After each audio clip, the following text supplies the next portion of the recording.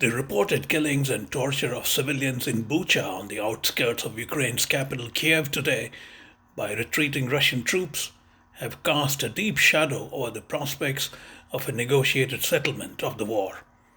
The atrocities came in the aftermath of Ukraine's top negotiator, David Arachamia, saying that Russia has verbally agreed to his country's key proposals. One of the key demands of Moscow has been that Ukraine remain a neutral state without any strategic entanglement or membership of the NATO.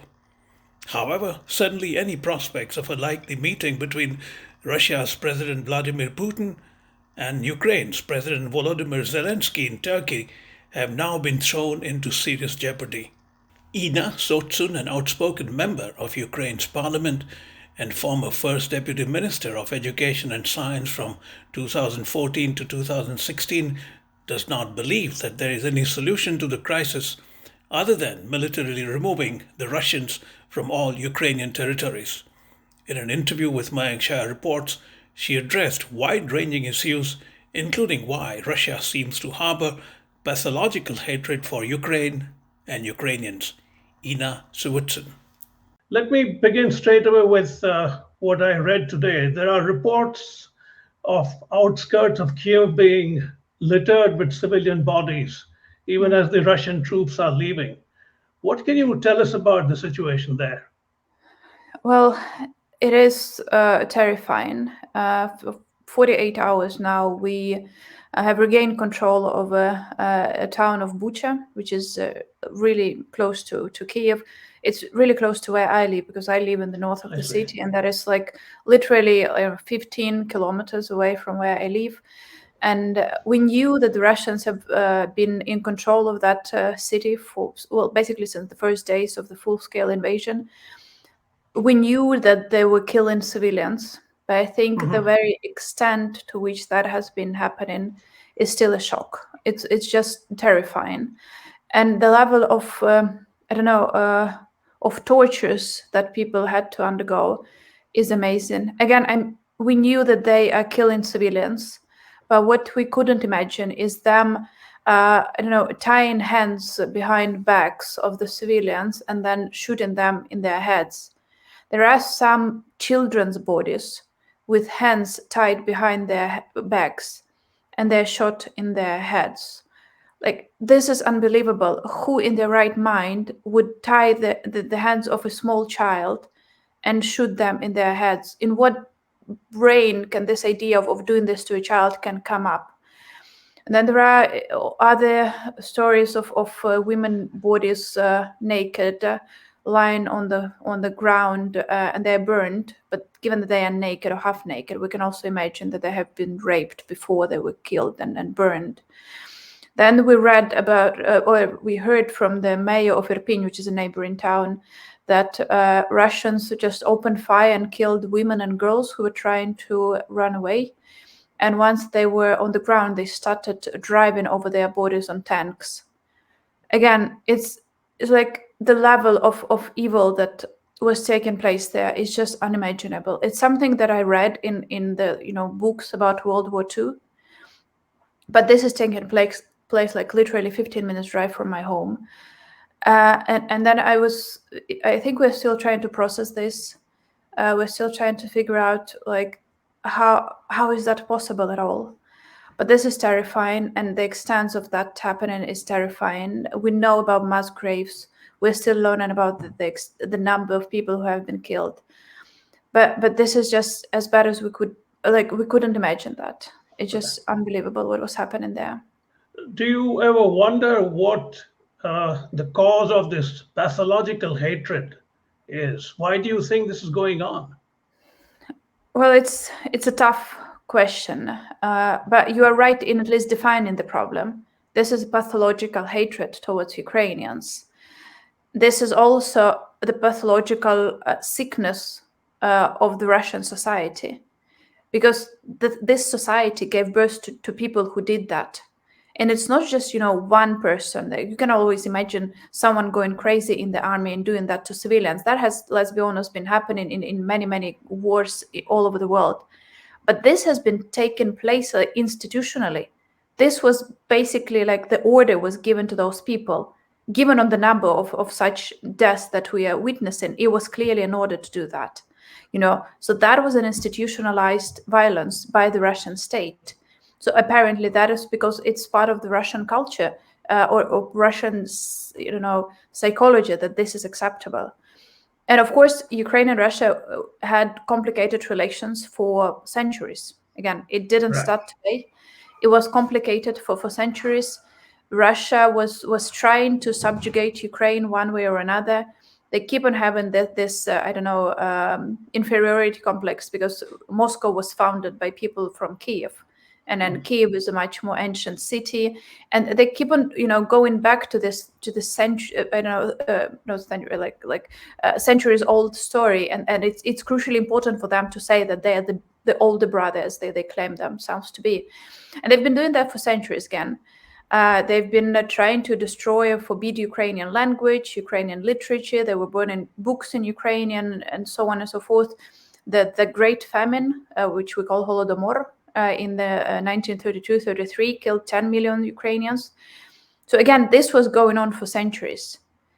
But the very fact that it is still going on in 2022, and it is being done by people who, like the saying from the World War II, that never again we shall let the Nazis do whatever was happening. This is unbelievable. Still, it's unbelievable that in 2022 this can be happening. And I was thinking a lot about, like, how can people do something like that? How? And I was reading on many reports by people who were taken prisoners by Russians. And the Russians, while torturing them, were asking them questions like, are you a Nazi? What have you been doing in 2013, 2014? Were you on Maidan? Which is apparently, for some reason, a traumatic event for Russians. Like, what the hell? It was internal Ukrainian revolution, and you have nothing to do with that. That was our choice and our decision. Like, why the hell is that traumatic or something that they refer to in their, lingo? It's just unbelievable. And they said, like, do you hate Russians? And they ask those people that they captured. The majority of them are Russian speakers. I see. And this is just, I think they have been brainwashed to an unimaginable extent. Even we didn't realize the full extent to which they have been brainwashed up until now this is happening. Do you have any doubt at all that what has happened in Ukraine is war crimes and the blame could be placed directly at the doorstep of the Kremlin? I have no doubt those are war crimes. I also have no doubt that we shall be seeking justice for the victims and their families. And I have no doubt that justice will be served. I know it will take years. I understand that. But we need to make justice to the people who have suffered. Right. Again, I keep, like, second night in a row, I'm going to bed trying to imagine the last minutes of lives of those women who have been raped, then shot, and then burned. And this is something that the world cannot forget. Otherwise, all those, nice phrases on the V-Day, like, never again, we shall let this happen again, are just nonsensical. But so I believe that those are war crimes, given the extents to which this has been taken place. And like, it apparently was a decision taken by someone superior. Those were not random acts of cruelty by individual soldiers. We are seeing these being done methodically on a great extent, like in both in Bucha, but everyone is talking about Bucha right now. But you have to remember this was also taking place in villages west of Kyiv. There are smaller villages on the road to the west, like to Zhytomyr, and this has been happening there as well. It's just that those are like small villages, dozens of them, but this has been taking place there as well. So this was not random. This was systematic extinction of people living in those territories. They were killing children, women, elderly, men, anyone whom they could find. So yes, this was a decision taken from up top, and those on the top need to be punished, but also those who were executing those need to be punished as well. Right. At the operational level, Ukraine's top negotiator, David Arachamia, has been quoted as saying that Russia has verbally agreed to your country's key proposals. There are expectations that President Zelensky might meet President Putin in Turkey. What is your assessment of that? Well, I've always been rather pessimistic about the potential talks. I'll have to be honest with you. And it's not because I like war. And I trust me, my boyfriend is in the army and I worry about him constantly, like every single minute. I hate the war. I wish he could come home. I wish I could take my son home and just, get back to my normal life. So when I say that I'm afraid that the talks will not bear results, which would be acceptable to us, I say it with a heavy heart. But I'm afraid that the only solution to this can be brought on militarily. I see. The Russians need to be kicked out of the country. Making deals with them is problematic on many levels. To begin with, in order to make a deal, you need to be able to trust the person you are making a deal with. Not a single person in the world will tell me that they can trust what Putin says that he will deliver on that. Second of all, their demands are simply unacceptable. They either ask us to give up part of our territories, which is, again, unacceptable, because there are Ukrainian people living there. And we know what Russians are doing to the people under their control. Now we know that for sure. Now the whole world knows that for sure. We cannot let them have our people and our land.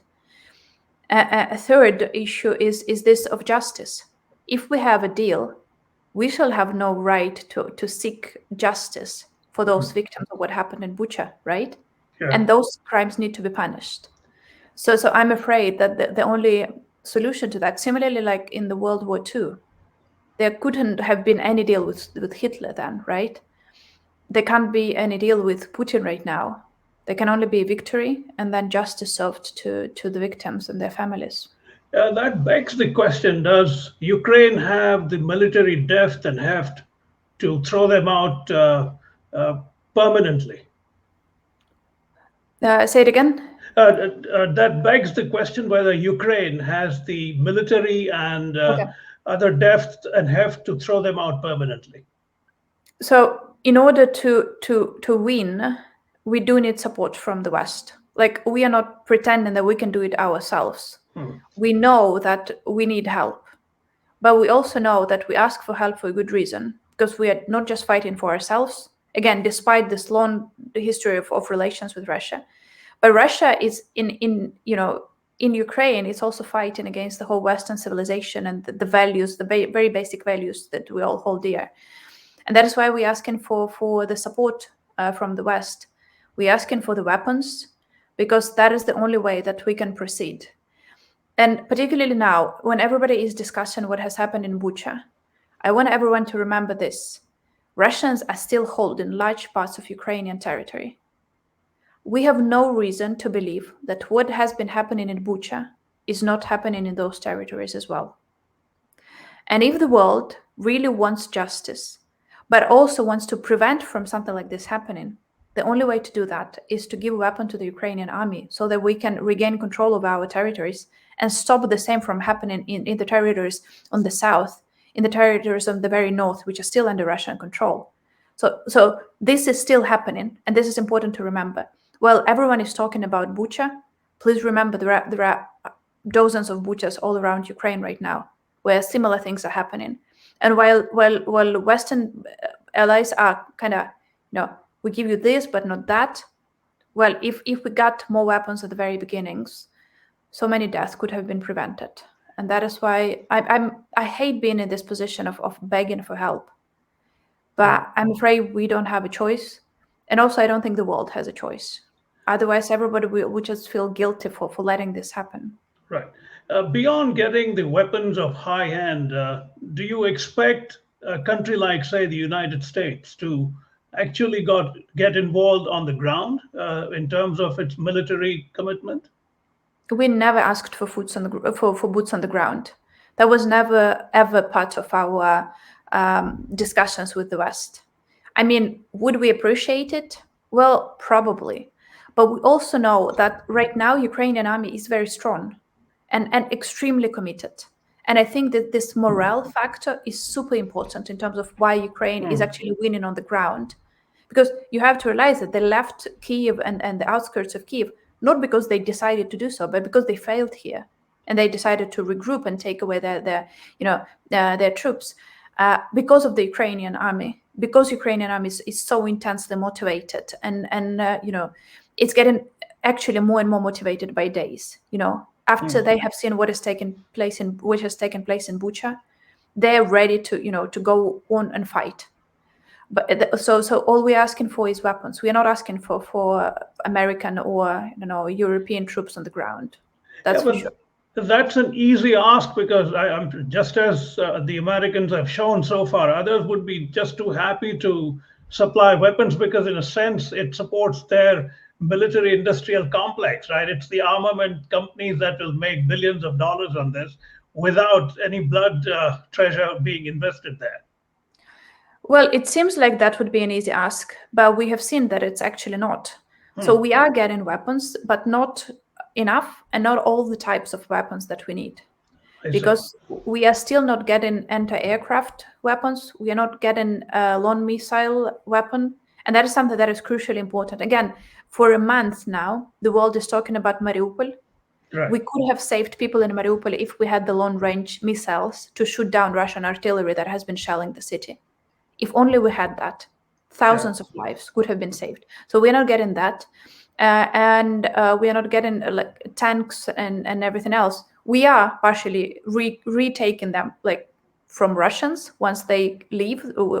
Very often we are left with the Russian tanks, because their army is just running away and leaving their tanks around here. But we still need tanks. But the most important are the anti-aircraft missiles, long-range missiles, the missiles to shoot down or to conduct any fights on the sea, because right now they're trying to get close by the sea as well, and of course the fighter jets, in order to control the sky, because they're still even in Kyiv, even though they left in the area in Kyiv region. I'm not in Kyiv today, but I was yesterday. We are still getting air raid alerts there, so they're still trying to bomb the city from the sky. Right. President Zelensky has been reported as saying that he is open to the question of neutrality, as well as the status of the eastern Donbas region as part of a possible peace deal. If that is the case, one wonders what the compelling reason was for such large-scale death and destruction. Well, to begin with, those were the statements made 5 days ago, something like that. Right. That was before we learned about what was happening in Bucha. And what I'm seeing from President Zelensky right now is that he's saying that any deals would be extremely complicated given the level of cruelty we have seen against civilians in Bucha. And that is true. And he is very right in saying that as a person, it would be very difficult for me to talk to President Putin at all, because we all understand that he gave the orders. But as a president, I'm still willing to try as long as it can save lives. However, I do think that, again, I don't see how that will proceed. And I do not think, and I think many people are understanding that right now, that neutrality is the right choice for Ukraine. For one single reason, for two, let's be honest. First of all, in 2014, when Putin annexed Crimea and started the war in Donbass, which in 8 years killed 14,000 Ukrainians, in 2014, we were officially a neutral state. Right. Officially. That was part of our constitution. So that means that Putin still attacked us. He still started killing us. He took our territories, and we didn't have a single mechanism of security of Ukraine's territory, and no guarantees for our security. So why would we fall for that again? Right. Given the very recent history, we still have veterans from that war. Again, my boyfriend was fighting in that war in 2014, and we are again at war. And now saying that as long as you're neutral, you are safe. Well, sorry, we remember 2014, 2015 all too well. So we do need guarantees of our security. Can I imagine them being provided in any other way except for NATO? Well, very theoretically, I can draw them in my brain. Mm-hmm. If the countries sign up and say that if Ukraine is attacked, we are bringing our troops on the ground, similar to Article 5 of right. NATO statutes. But we are not seeing other countries agreeing to that either. Right. The way you're describing it strikes me that this is going to be a long, drawn-out affair if there is no talking to them at a serious level, at the summit level. Well, somebody should be talking to them, but again, I do believe the best talking is being done by our soldiers right now. I see. That is, again, I'm not a warmonger. I'm not, I'm not in favor of war. I hate guns. I really want that out of my life and all. But just realistically speaking, like, what can we get from Putin? Like, what we can agree, and why should we agree to anything that he asks? Just because he can come and bomb your cities?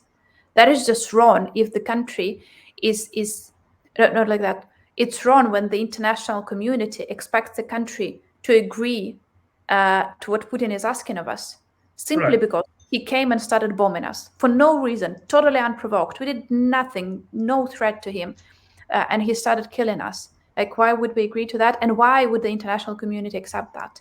Because it's not just bad for Ukraine's sovereignty. It's actually, a threat to the very concept of sovereignty, which is so crucial to the international relations after 1945. Right.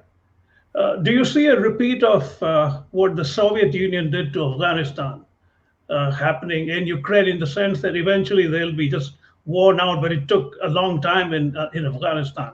Ukraine is a different situation altogether in terms of its ability to fight back. It is a different situation indeed. Ukraine is hopefully, well, first of all, it's stronger in terms of military. It is so much more united, and also Russia is not as strong as Soviet Union was, So that is one of the probably biggest surprises of this war, is that everyone believed that this is like, and the Russians were pretending that they are the second largest army in the world, second strongest and all. And then suddenly they are, being pushed back by the Ukrainian army. And now it's actually, ironical. The Russian propagandists on television, you know what they're saying? They are saying, because at first they were saying like Ukraine doesn't exist as a state. Those are just, just a joke and so on. Now they're saying this is the second biggest army in Europe. So now they're changing the narrative because they got their asses kicked. So they have to have some explanation for them. Yeah. But I'm very much afraid that this will last as long as Afghanistan was for the Soviet Union. Oh, really? Yeah, we don't want that. Trust me, we don't. We so much want our lives back. It just, I can't even explain to you to what extent this feeling of your life being taken away from you. It just, it's just terrible. And so I hope this will not turn into Afghanistan situation, which is actually ironical. Sorry, I just keep thinking about that because my dad was actually serving in the Soviet army in Afghanistan. Oh, I see. So this is, it's a different side of the story. Again, he didn't choose to go there, right? He was sent there by the government. Yeah. But still, I understand the situation from a different perspective. But again, he's not in favor of that war launched by the Soviets, of course. Indeed, yeah. But still, I hope it will not last as long. But that, again, subject to supplies of weapons from the West. Then we can deal with that pretty quickly. Right. If Putin's objective all along is to split Ukraine into two, like North and South Korea, do you think he's close to it, or you think that's not going to happen? I'll tell you this. We had some polling done about 10 days ago, and the polling shows that Ukraine has never in its history been as united as it is right now in terms of its attitude towards Russia. 98% of Ukrainians now say that Russia is an enemy. 98. I don't think I've ever seen any question where the level of support would be as high as it is for this issue right now in Ukraine. So it's almost impossible to find a single person in Ukraine who would want to live in Russia-controlled territories. And that is crucial to understand, that splitting Ukraine would mean that we shall leave people under control of Russia who now hate Russia. They don't want to be part of Russia. People in Kharkiv, and I was born and raised in Kharkiv, I was getting messages from people in Kharkiv, and they were all saying, Ina, please tell whoever you know that we don't want to surrender. We want Kharkiv to remain under Ukraine's government control. I And those see. were messages in Russian, but they were Okay. texting me like all the time. We are seeing people in the southern cities, in Kherson, in Melitopol, people there under occupation for a month now. They're going to the streets to protest every second day against Russian invasion. Again, Right. speaking Russian. Right. That again prompts me the question: what do you think his end game is? I don't think he has an end game right now. I see. I believe that Putin fell victim to his own propaganda. I believe he truly believed that the majority of Ukrainians are actually waiting for Russians to come. And suddenly he is like his whole worldview is being broken just because he's seen that this is not actually happening. That instead of meeting people, Russian soldiers with flowers, they're being met with Molotov cocktails, but by regular Ukrainians. So I think his end game is changing. I think right now he needs to show at least some victory for May 9th, which is the Right. victory day in Russia. And I think that victory right now, militarily, they will try to regain control or gain control over the whole Donbas region. Right. I think that is what they believe to be achievable as of right now. And I think that is what they will go for. So if that is indeed the case, like you're describing, he could well just declare Donbass as their own and declare victory and say, listen, I achieved my objective, don't you think? Well, potentially, but for that, Ukrainian army needs to stop fighting for Donbas, which I do not see happening. Oh, I see. Okay. So it would be very difficult for him to claim victory. So, yeah. The end game I like is him dying. That is what I like, and then I hope that will take place sooner rather than later. But because I don't see an end game for him right now where he can say like, okay, now we withdraw. I see. He will not accept defeat, but neither will we. Just the last three things. One is, how do you think Ukraine's democracy will be impacted once the invasion and the related effects are done? Oh, that's not an easy one. And I think that right now people are feeling much more empowered because they understand that, those people on the South has always been believed to be a very, this apolitical region where people don't care much about politics and are rather passive. Now we are seeing them go into the streets to fight because they're fighting for their lives. So I very much hope that people will like this feeling of inclusion in political life will survive after the victory, and they will continue being more included because they have been very much empowered by this right now. So I hope that will remain. Right. You have a background in economics. How do you see? Am I accurate in saying Political that? science more. But Okay, but I'm sure you have a handle on Yeah. the country's economy. How do you think the economy would emerge once this is over? it's really tough to predict right now because we don't know when and on what conditions, right? That will Right. be over. But I believe that right now, not like that, after the war, it will be a great chance to reform some of the areas in Ukraine which have been, being reformed slowly. Like we had, like one of the things I'm thinking about is we were having old mines in Donbas region, Right. and everybody knew we have to shut them down. They were old. They were, they were basically like, they were not producing any money. It was illogical holding them, but it was just, shutting down mines is never a popular decision. The whole world knows that.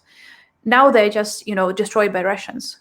So now it's a good chance to, now we regain control of the territories and we build the, green energy sources there or anything else. So it's a good way to restart the economy, which would be more innovative, more creative, and all of that. So in that sense, the Russians are helping to get rid of something that was making no sense anymore, and create space for something new. Right. But I'm not pretending that it's going to be easy. I understand it's going to be tough. And right now we are suffering economically so badly. Like Ukraine is a very large agricultural country. And right now what the Russians are doing, you must have read that they are bombing the fuel depots. Right. Many people believe that is for military reasons. But I also believe that this is because right now we should start the spring crop season.